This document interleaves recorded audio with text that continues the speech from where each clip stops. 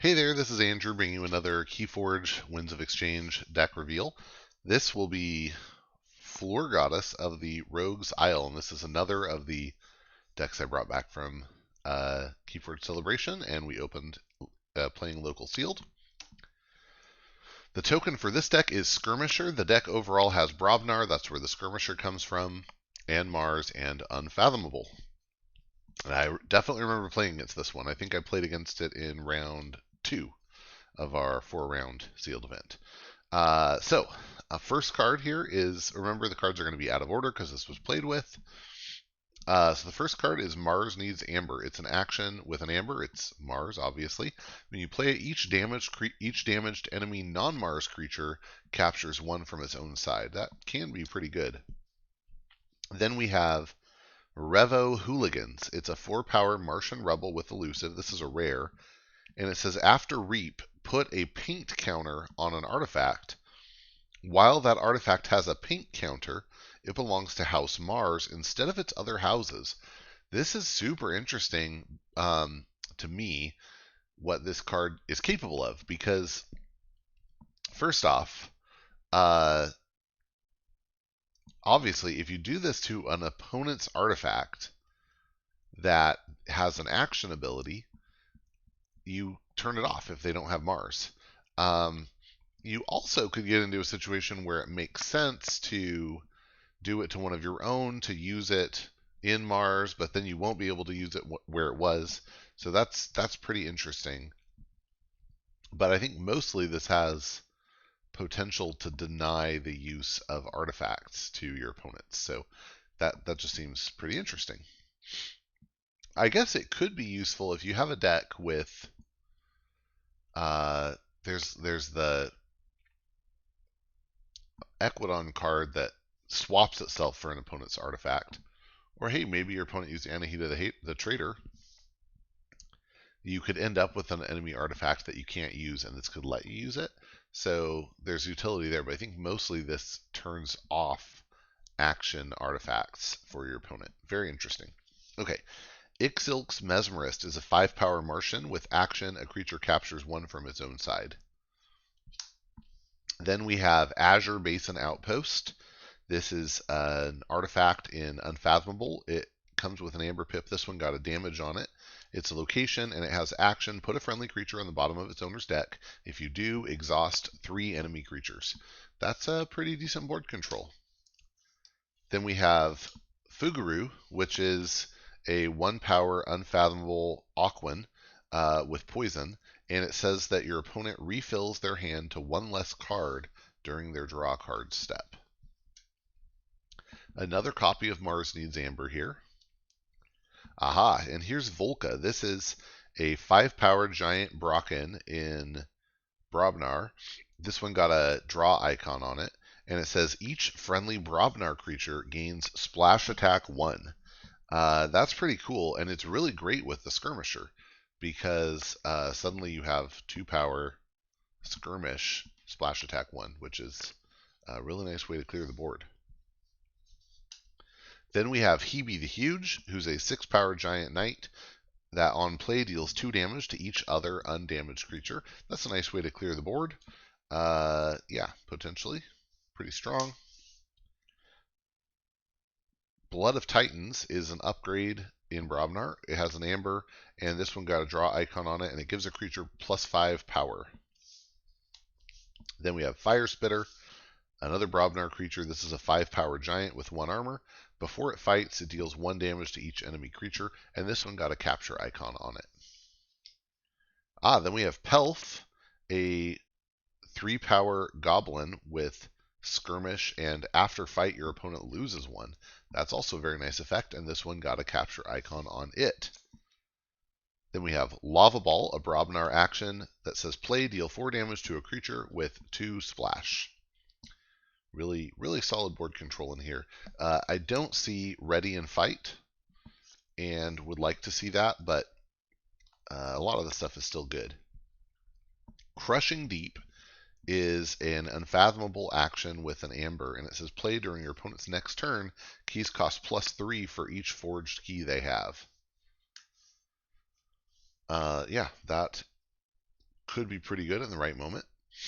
My opponent used it to make me forge for 9.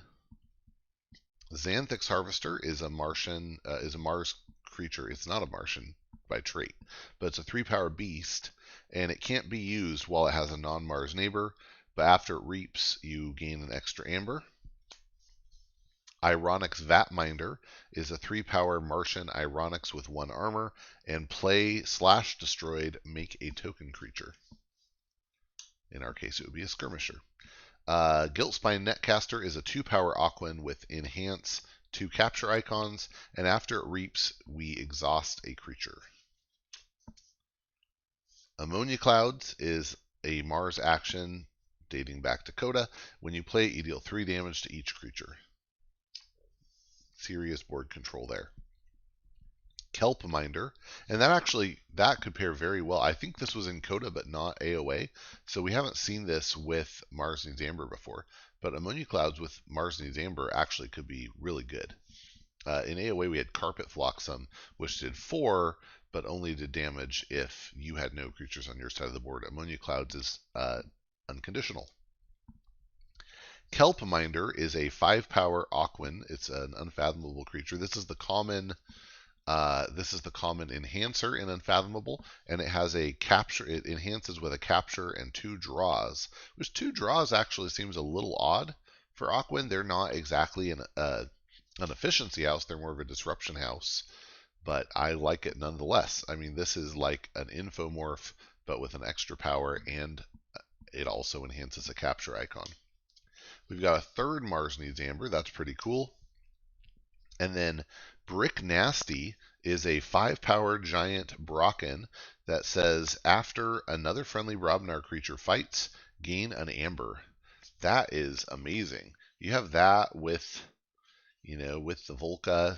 Those band members work well together. And is this a continuous art? Oh, look at that. I think it's a continuous art that we're getting on some of these. Cool. Anyway, yeah, it's pretty cool. And, if you have both these out, you're doing real work and making amber for your trouble. Hebe the Huge, again, and a 3rd Hebe the Huge. 2 triples in this deck. Then we have Clone Home. It's an action that in Mars that says play make a token creature. If there are more friendly creatures than enemy creatures, archive Clone Home. This one got a capture icon on it. I think if you can manage to get these make a token creature conditional archive with enhancements, that actually has potential to be a pretty amazing card. Here it's just a capture. That's just okay, but there will be some that get, like 2 amber and a draw or something. Okay, Tixel Beambuckler is a 4-power Martian soldier with 1 armor, back from AOA, and when you play it, you deal 2 damage to a creature and move it to either flank of its controller's battle line. Crim Torchtooth is a 7-power giant with splash attack 4. That is a serious board clearer.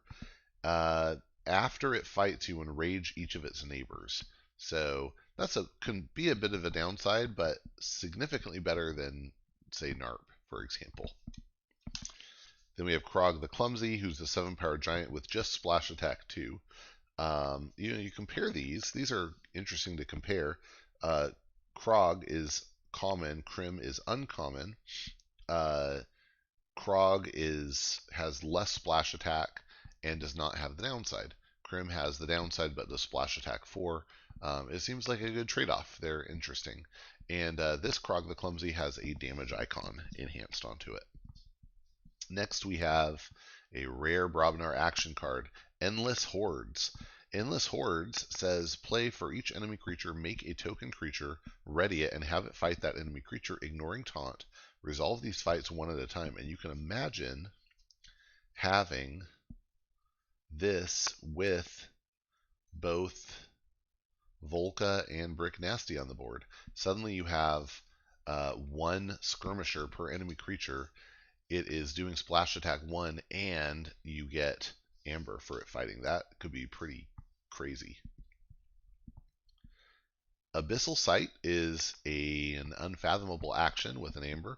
When you play it, it's amazing at common here. When you play it, you destroy a friendly creature, and if you do, you look at your opponent's hand and choose a card from it, and that player discards that card. That's a very strong control effect. Fizz Aloha is a 4-power Aquan creature with 1 armor. It's unfathomable, and it enhances for 2 damage. And it says that damaged creatures do not ready during the ready card step. That's actually very interesting with that ammonia clouds. I mean, we have a chance to spray enemy creatures with damage, and if you then say, and they'll never ready again, that's pretty cool. And this one got a capture icon on it. Then we have Kelpminder, a 5-power Aquan. This is the common enhancer in Unfathomable. Did we already see one? We did. This is our second Kelpminder, so I won't explain it again. But it seems good. We have another Xanthix Harvester.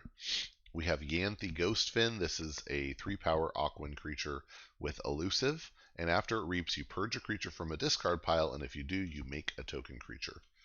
Interestingly, I feel like there's not a ton of make a token effects so far, but a couple good ones. Crushing Deep, we already saw. We have another one here. Destroy Them All. Really got good value against me. My opponent was able to destroy one of my artifacts, destroy one of my creatures, and destroy under pressure that I had attached to their creature. They got really great value of Destroy Them All, which is a Mars action that says play, destroy an artifact, a creature, and an upgrade. Whoa, and then this is kind of crazy. The last 2 cards in here are both Frigorific Rods, and they got the same enhancement, 1 draw pip each. Frigorific Rod is an unfathomable artifact. It comes with an Amber pip, but each of these got a draw pip as well. It's an item, and when you action it, you exhaust a creature or artifact. And I think it's important to remember that you can exhaust an artifact as well. I was playing against my daughter, and she got into a situation where I had an artifact that was going to cause problems, and she kept using Frigorific Rod against one of my creatures, whereas if she'd used it against my artifact in that situation, it would have done a little more work. Hard to make calls like that, but in that case, I think that would have been the right move. In any case, it's important to just remember what it can do, not go into autopilot mode, but remember what your options are and choose accordingly and wisely. All right, that was Florgoddess of the Rogue's Isle. Overall, let's see. I think this one is maybe short a little bit on pips. Is 1, 2, 3, 4, 5, 6, 7, 8, 9, 10. 10 pips is actually, I think, the lowest I've seen in going through these so far. That is pretty low. Some of the Brobnar stuff could really pop off. There's some interesting Amber control options in Mars, and some decent control options in Unfathomable, although I don't think it's by far the strongest Unfathomable that I've seen. I really think that Kelpminder is a great deal. I mean, 2 draws, a capture, and it's a 5-power. That seems like a good deal. I think the common enhancers are, in general, pretty solid. All right, so yeah, that was Florgoddess of the Rogue's Isle. Hope you enjoyed. After this one, I think I have a deck that I loaned out that I think I'll get back and do that one, and then hopefully do Alley's that ended up being the winner for the night. The other 2 decks in our 10-person event were borrowed from a friend, and I'm not going to bug him to look through his decks, but I think neither of them performed super well. He has some other great decks, I'm sure. Okay, so that's that. Hope you enjoyed it. Hope you'll come around again, watch some more videos, and I hope that you'll get out there and forge some keys.